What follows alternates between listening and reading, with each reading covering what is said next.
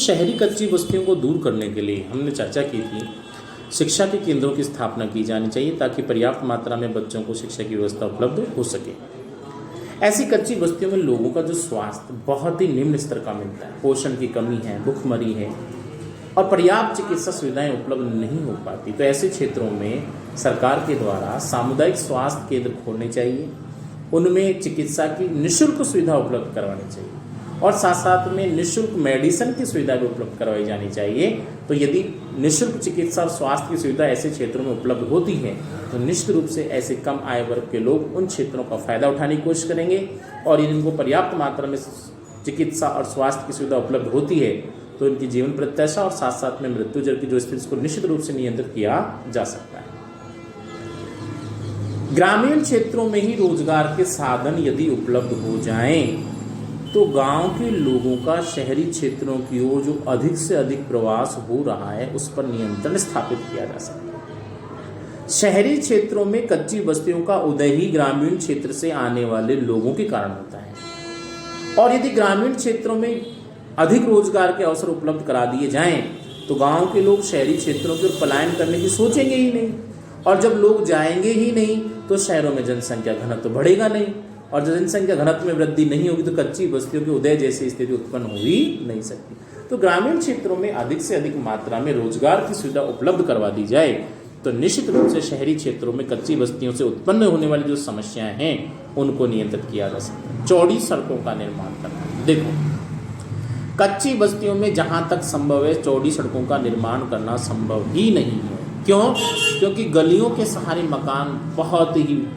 असंतुलित, अनियोजित और तीतर बीतर स्वरूप में पाए जाते हैं। फिर भी यदि संभव हो तो ऐसे क्षेत्रों में गलियों को चौड़ा कर दिया जाए ताकि आपातकाल स्थिति में जो समस्याएं उत्पन्न होती है उनका संभावित निदान किया जा सके। भूमि की उपलब्धता होने पर बगीचों की व्यवस्था है।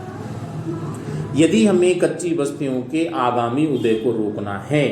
तो सरकार के द्वारा जहां भी सरकारी या सार्वजनिक खाली भूमि पड़ी हुई है जिसका वर्तमान में कोई उपयोग नहीं हो रहा वहां पर बगीचे लगा दिए जाने चाहिए, क्योंकि यदि वहां पे बाग बगीचों की व्यवस्था होगी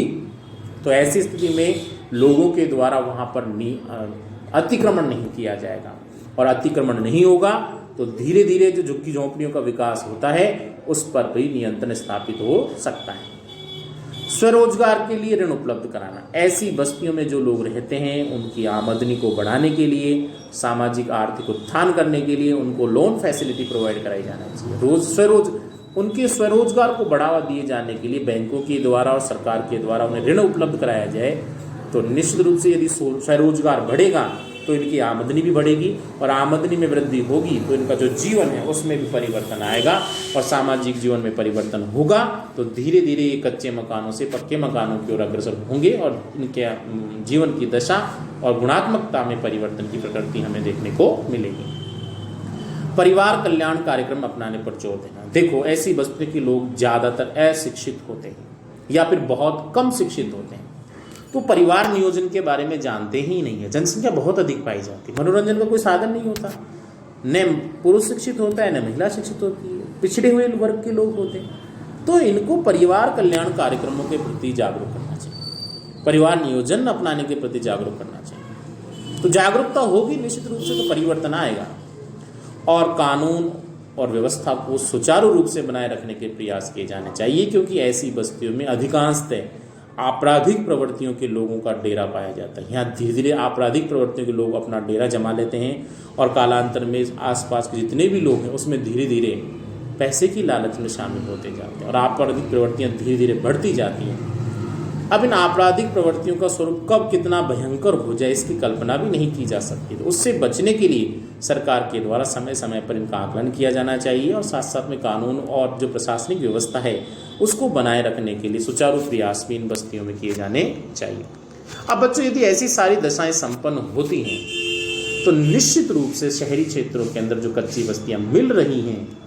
उन पर नियंत्रण स्थापित किया जा सकता है और शहरी क्षेत्रों के लिए कलंक के समान साबित होने वाली ऐसी कच्ची बस्तियों को दूर किया जा सकता है। कच्ची बस्तियां किसी भी सौंदर्य से युक्त नगर के लिए सबसे बड़ा कलंक होती हैं। नगरों के लिए कोड़ के समान है, खाज के समान ऐसी कच्ची बस्तियाँ, तो इनका निराकरण आवश्यक है।